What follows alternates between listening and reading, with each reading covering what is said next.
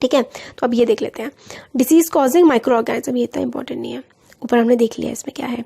Disease causing micro organisms in animals, animals में कौन कौन से डिसीज करने वाले माइक्रो ऑर्गेनिज्म होते हैं। तो several micro organisms not only cause disease in humans and plants, सिर्फ ह्यूमन प्लांट्स में नहीं करते हैं वो डिसीज, बट ऑल्सो दूसरे जानवरों में भी वो फैला देते हैं।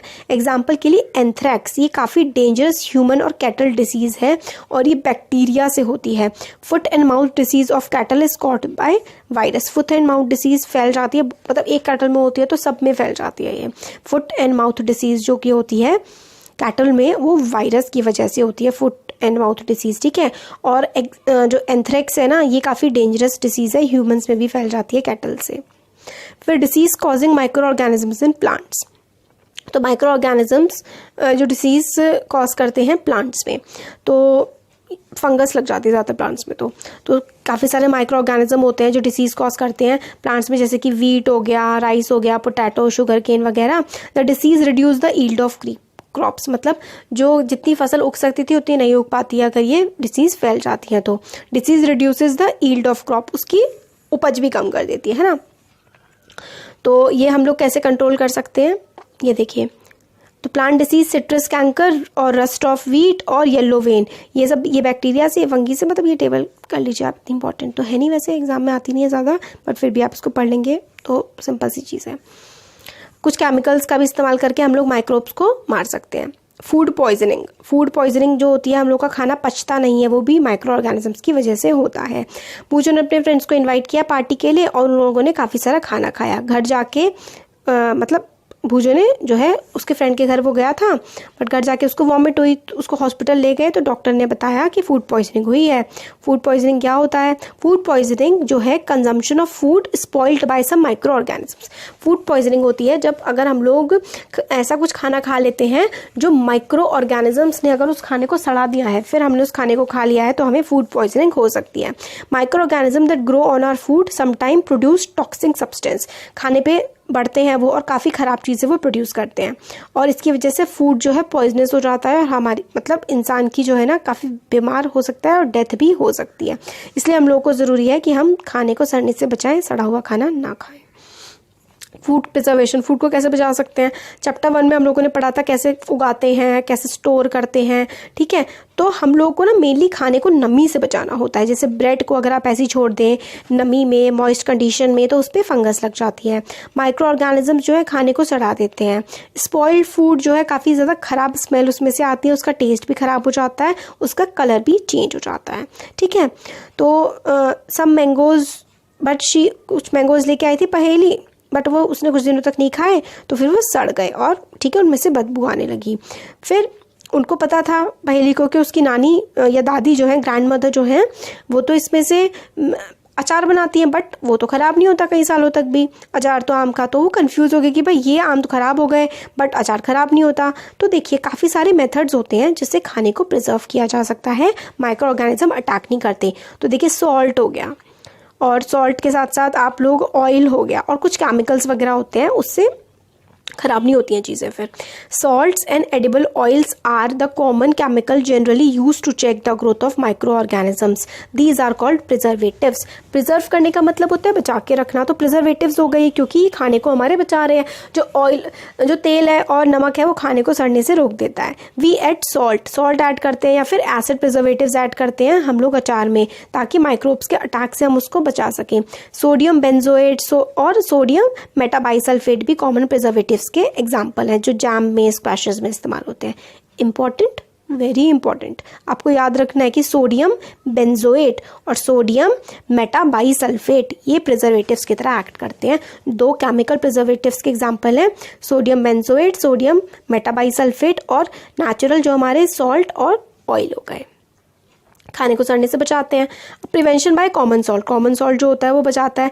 कॉमन सॉल्ट जो है मीट को और फिश वगैरह को प्रिजर्व करने के काम ये आता है। मीट और फिश जो है उसको हम लोग नमक से जब अगर मतलब जैसे वीट वो है, फिश है, इसके ऊपर पूरे पे अगर हम नमक लगा के रख देते हैं ना, तो बैक्टीरिया वगैरह जो इस पे एक्ट नहीं कर पाते हैं।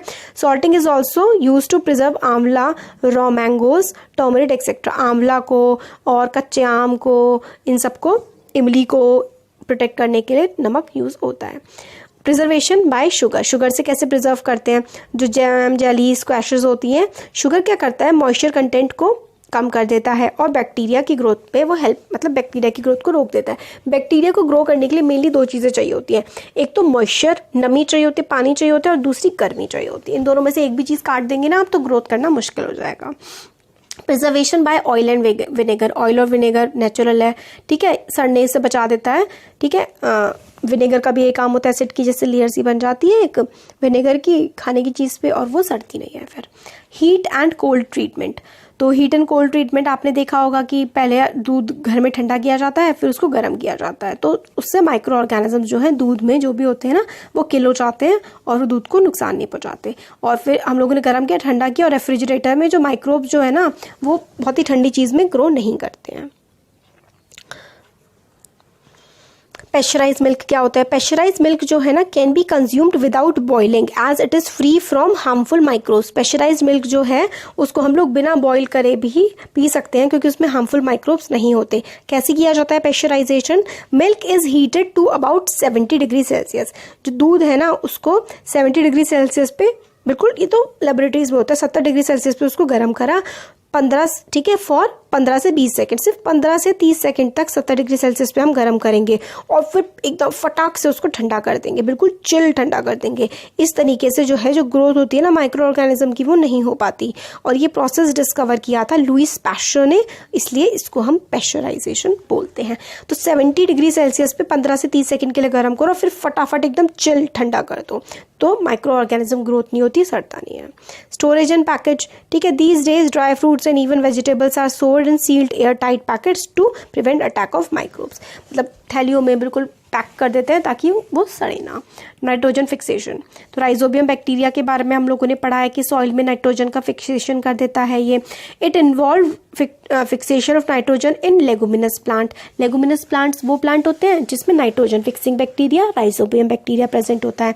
राइजोबियम बैक्टीरिया जो है वो रूट्स में, जड़ों में रहता है किसी भी लेगुमिनस प्लांट की, जैसे कि बीन हो गया, पीज हो गई, है ना, with which it has a symbiotic relation. Symbiotic relation ये भी अब इंपॉर्टेंट चीज़ है कि व्हाट इज सिम्बायोटिक रिलेशन, ठीक है। कई बार सिम्बायोटिक रिलेशन होता है कि जो रूट है वो बैक्टीरिया को खाना दे रही है और बदले में जो बैक्टीरिया है वो रूट को नाइट्रोजन दे रहा है, एक दूसरे की हेल्प कर रहे हैं, तो सिम्बायोटिक रिलेशन होता है जिसमें एक दूसरे की, एक ऑर्गेनिज्म दूसरे ऑर्गेनिज्म की हेल्प कर रहा होता है, मतलब दोनों एक दूसरे की हेल्प कर रहे होते हैं। Sometimes nitrogen get fix through the action of lightning, और नाइट्रोजन कैसे आती है, बिजली जब गिर जाती है ना उसमें भी नाइट्रोजन होती है, ठीक है। एटमॉस्फेयर में बहुत सारी नाइट्रोजन होती है बट उसका डायरेक्ट प्लांट यूज नहीं कर सकता, ठीक है। तो ये आ गई हमारी नाइट्रोजन साइकिल और चैप्टर का एंड भी। नाइट्रोजन साइकिल देखिए, एटमॉस्फेयर में 78% तो नाइट्रोजन ही प्रेजेंट है और सारी की सारी it is one of the essential constituents of all living organisms as part of protein,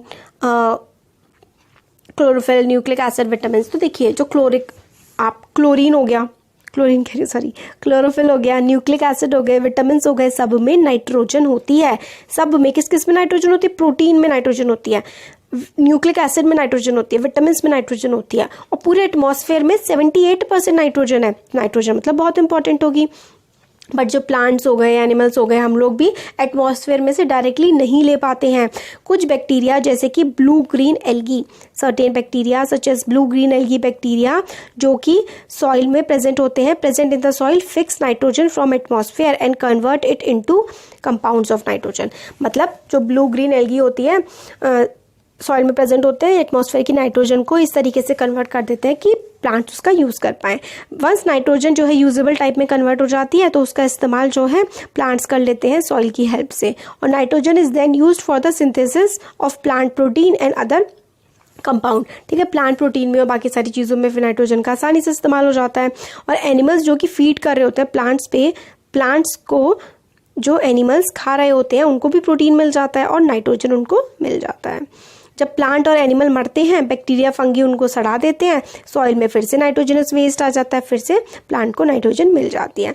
ये पूरी की पूरी साइकिल होती है। Certain other bacteria convert some part of them to nitrogen gas and which goes back into the atmosphere, ठीक है। कुछ जो है कुछ ऑर्गेनिज्म से नाइट्रोजन प्रोड्यूस करते हैं, वो एनवायरनमेंट में चला जाता है, इसलिए जो परसेंटेज होता है एनवायरनमेंट में नाइट्रोजन का वो सेम रहता है। तो देखिए ये साइकिल है जो पूरी की पूरी बताई गई है।